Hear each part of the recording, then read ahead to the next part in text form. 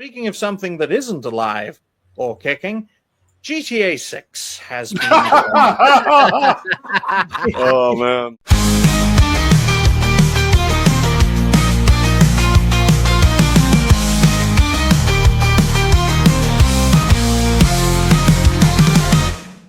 GTA 6 is We're gonna get Half-Life 3 before GTA 6. Oh We're- my god, we're gonna get- are. We're gonna get Starfield 2 before we get GTA Oh 6. my god. I'm I'm gonna get Yeah. Social Security before we get GTA Star 6. Citizen full release. But We're gonna get the new GTA. Superman game.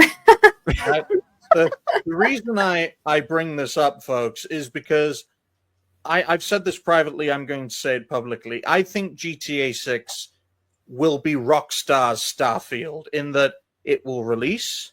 It will have an incredibly successful initial release, yet its cultural impact will be gone in a year. But it's going to be Rockstar's most financially successful game in a very similar way in which one of Bethesda's most successful games financially was Starfield, especially in its first year. So I think it's very interesting, though I thought it was delayed to 2027. Maybe it was just my brain thinking November just- 2026, and that Yeah. delay cost them.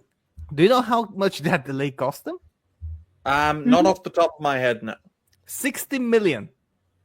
Wow. Reportedly, that's the number that's been circulating. 60 million for that delay. 60 million dollars. Like, this is bonkers money, man. You mean that they're that gonna thing- make the game for that long, and they're gonna pay everybody, and they're gonna lose those money because they have to pay everybody to make the game, keep making the game. Yeah, that's basically development costs, update costs, technical costs, everything, Marketing, like you paying probably have a salaries. marketing in place for this that was already Yeah, done, you're but gonna not have redone. maybe new fleshed out stuff, more marketing because you need to keep the marketing fresh, and because they don't want any glitches. And all right, I can respect that. I can respect like someone being so passionate that they don't have any glitches. However, this is like the fifth delay. I don't know how many delays they have. And to me, with that GTA actor who opened their mouth to having Doggy. having their mouth that the game should be $100, I think that they're kind of setting up the stage slowly, very slowly, that they would put this game at a $90 or $100 or even more, and they would say, well, yeah, we worked really hard and we want that game to be that expensive. Nobody's gonna buy that, by the way. Yeah, that's too much for a base game. No, It's like, $100, no. There was a gaming company made a game. They claimed it was the first quadruple A game, and it was like, I don't Oh, yeah, it was know if Ubisoft, it's that spoiling pirate Yeah, it. Ubisoft. Yeah. Yeah, and a game done by 30 people outsold it by a factor of 2. Yep. And it's a lot freaking better. I played both games, so I can tell you from first hand. Assassin's Creed is my favorite franchise, and this for me was a empty freaking game that's so hollow in so many ways that I can't even believe it. Basically, Wow. Well, it's not just triple A is nothing. It's like double A with the points of Quadruple F. triple A. Well, I'll just let everyone know Rockstar does have a history of doing this. They did do this with Red Dead Redemption 2, which is why I personally think this is being done for the same reason Xbox mandated a delay of Starfield. Mainly just to ensure that when the game is released, it works properly, that there are no major problems or no minor problems. And we're really in the last stages of this project. This delay is happening solely for the purposes of post-production and testing to make sure the damn thing consistently works across not just a year or two before things start to break down, but a decade or two. So I think it's very, very important. So if history does repeat itself, this should be the final delay. And I think we're all agreed that Red Dead Redemption 2 is a fantastic game. Yes. Well, yeah, I mean, for most people, it's not for me because I do not enjoy the realism a lot, where you have to feed your horse. You can't go with your horse whenever you want. You have to like watch a cutscene while you're traveling, whatever. Like again, my horse, I have to feed myself. Like I just can't. Like You're too like much dealing with a realism. Tamagotchi. Yeah, I don't Hey, want to have a Tamagotchi and That would be the survivalist aspect of it. You know, you Yeah. have this survival type games, and they're to me they're annoying as fuck. But yeah, I could have done can't. without them rendering the horse testicles. Why? You know, money went into that. Okay, Cenk, slow down. But in all seriousness, Empress, you ain't gonna like The Witcher 4. You're gonna have to feed yourself. You're gonna have to feed your horse. You're gonna have to groom your horse. Not in that way. Not in that way, Hassan. Do Groom your elaborate horse. on how you're using that word, please? Yeah, I think that's Grooming. why I dropped Red Yes. Dead 2 was because of all the micromanaging and having to take care of yourself, like stuff. Like in We real already have life. to You have to do that. groom yourself. Yeah, we already have to do that in real life. Do we really want to simulate struggle as well? I don't. Well- No, I don't. I mean, I play RPGs, action RPGs all day, but they don't have that crap in it. They're just fun. Jesus Christ, it's too much. Well, how about a mission in GTA 6 where you pay your taxes? Yeah. And that's how. Give me look, something to look, shoot. You- I want to wait, shoot wait. people. You're kidding, but we don't know what game mechanics it might have. That's that, true. That would be a great idea. Instead There of might the be American- putting a condom on Maybe mechanic a when goonie you're mini out there game. in the car. Instead of the American school system teaching kids about taxes, GTA 6 teaches kids how to pay taxes. Oh, and if you boy. don't pay them, No, well, then the government will hunt you down and keep, wasting you. How about that?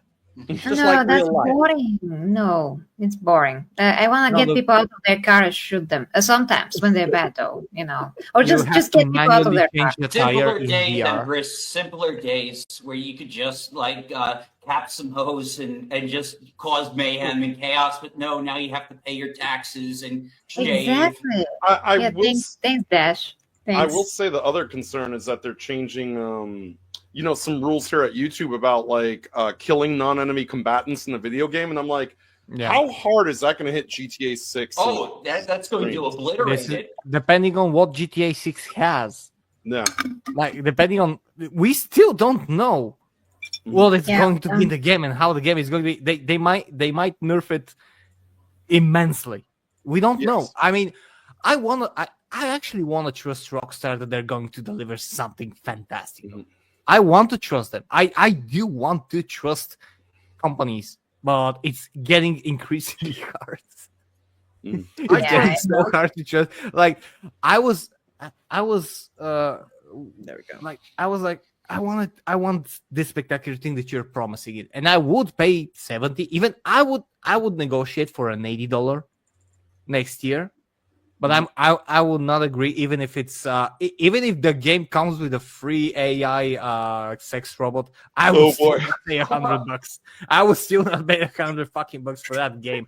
Sorry, I would not pay my daily and more than my daily wage for like something that I would probably not play all that much, or if I do, it's not going to be as exciting because I've paid so much for it. Well, guys, you know what a Rockstar game is, right? In a very similar way, do you know what a Bethesda game is, right?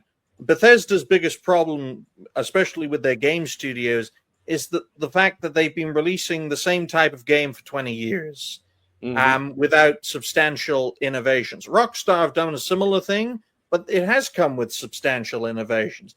I expect Rockstar to release GTA 6 as a game that is very similar to that of GTA 5, but it's not going to have the same level of impact.